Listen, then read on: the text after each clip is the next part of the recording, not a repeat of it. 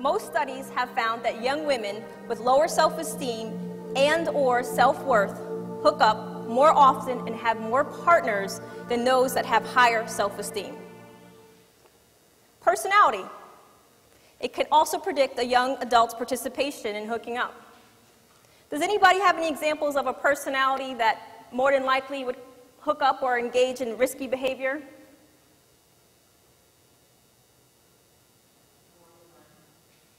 Someone said borderline? Anyone else? What was that? Histrionic.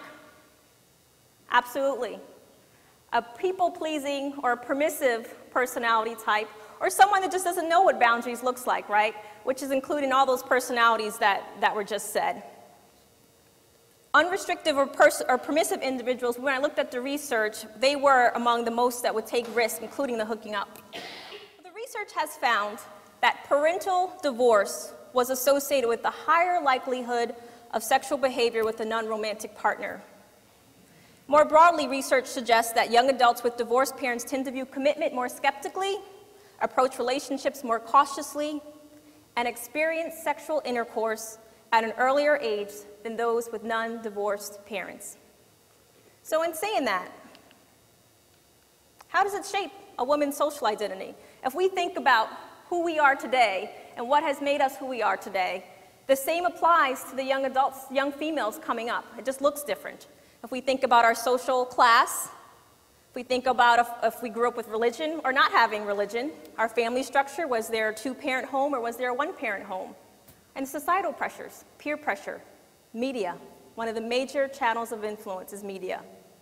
So when you think about how that shaped your life, look at how it's shaping the lives of our young people today. But most of us didn't have the internet and all these text messaging and things when we were growing up, right? So one of the major differences from then till today. Hooked up. Oxytocin. It's another neurochemical that is critically important to healthy sex and bonding. It's primarily produced in females, but according to the research we have today, the female body uses oxytocin at 4 different times.